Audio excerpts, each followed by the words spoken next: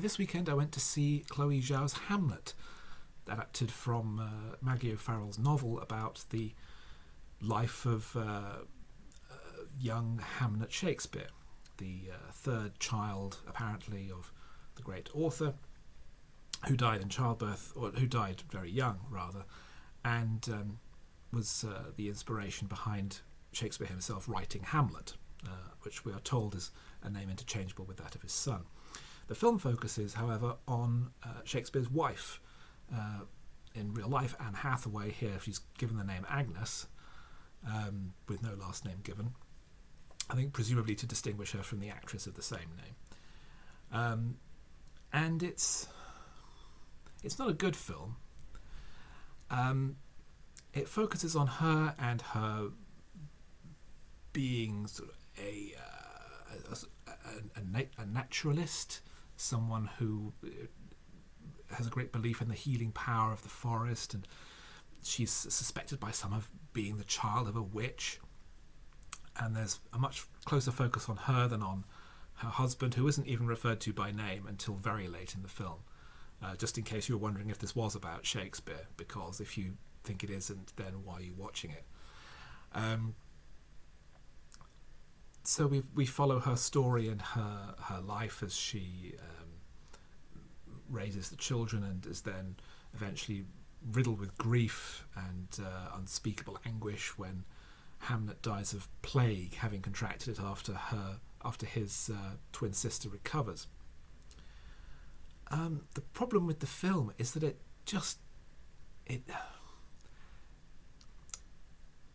it's trying to spin a story out of speculation. The fact that it has so little basis in historical fact, with very little, as I understand it, known about Shakespeare the man, and effectively nothing known about his wife. So the film has to create this complete fantasy. In particular, the idea that the plot of Hamlet was in some way a giant reference, a giant processing of Shakespeare's grief. It's a very modern imposition of ideas that Shakespeare had to process his grief by writing this play. It's a very late 20th, 21st century concept of psychology imposed on something that happened 500 years ago, 400 years ago. And it struggles to have anything intelligent or interesting to say. We have a lot of capital A acting. Jessie Buckley as Agnes is really capital A acting her way through the movie. It's very unvarnished. It's very bold and demonstrative. There's no subtext in the movie at all. Everything is very superficial and surface.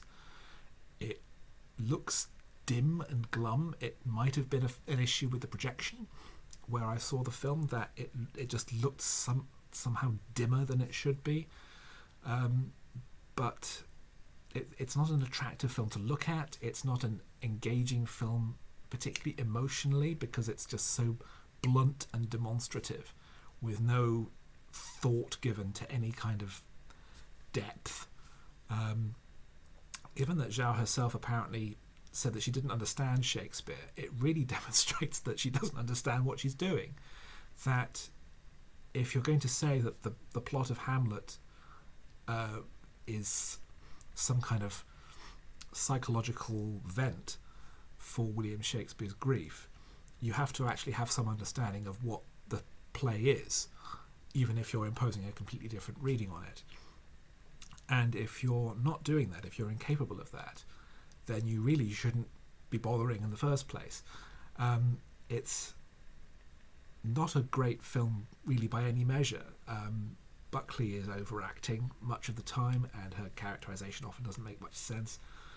Paul Mescal as Shakespeare is often too inert, and I think he's too old for the role, because he's playing a character of an extended period of time, and when we first see him, he's supposed to be about 18, and he looks 45. but there was a series several years ago called Upstart Crow, which was a sitcom by Ben Elton based on the life of Shakespeare. And David Mitchell played Shakespeare. Lisa Tarbuck played Anne Hathaway. And it did decide to include the death of Hamnet within a story and to play that segment completely seriously, even though it was a sitcom with a live studio audience that had filmed in the traditional, three-walled set style. And it played, as I say, it played that seriously. It took that seriously. And Mitchell and Tarbuck's performance of grief and pain was so much more affecting because there was an understanding that not everything is acted out, not everything is this big emotional show. And the result was that that 50 minutes of a TV sitcom covered this same material in much more intelligent depth than this overblown blockbuster Oscar bait movie. Hamlet is not a film that's worth your time. It certainly wasn't worth mine.